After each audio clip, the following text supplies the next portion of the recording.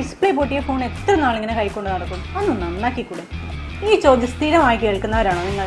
എന്നാൽ നേരെ വിട്ടോളൂ റോയൽ കൊച്ചിൻ മൊബൈൽസിലേക്ക്. Hardware and software services, unlocking services, chip level services, അതുപോലെ തന്നെ വാട്ടർ ഡാമേജ്, ഗ്ലാസ് റിപ്ലേസ്മെൻറ്റ്, ഇങ്ങനെ എല്ലാവിധ സർവീസസും സാധാരണ ഫോൺ മുതൽ ഐഫോൺ വരെ നിങ്ങൾക്ക് 30 ദിവസത്തെ service വാറണ്ടിയോടെ ശരിയാക്കിയെടുക്കാം.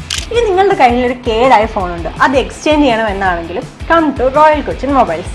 So no more breaks, only royal Cochin mobiles. ലഹരി ഗുളികകൾ കടത്താൻ ശ്രമിച്ച ബ്രസീൽ ദമ്പതികൾ പിടിയിൽ.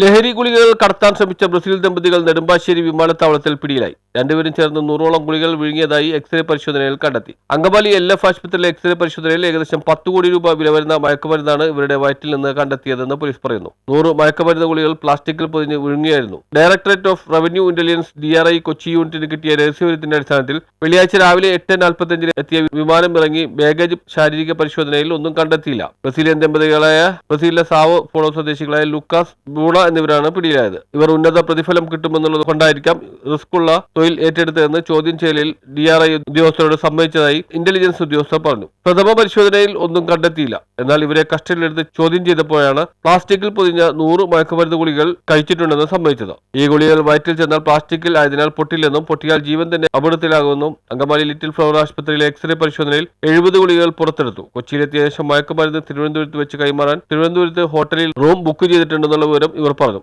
ഏതാനും മാസങ്ങൾക്ക് മുമ്പ് ആഫ്രിക്കൻ സ്വദേശികളായ 2 പേർ ഇതേപോലെ മയക്കുമരുന്ന് ഗുളിക കഴിച്ച് DRI നെടുമ്പാശ്ശേരി വിമാനത്താവളത്തിൽ വെച്ച് പിടിച്ചിരുന്നു. ഇതിനെ സംബന്ധിച്ച് കൂടുതൽ വിവരങ്ങൾ അന്വേഷിച്ചു വരുന്നതായി DRI ഉദ്യോഗസ്ഥർ വ്യക്തമാക്കി. News bureau, Nedumbassery.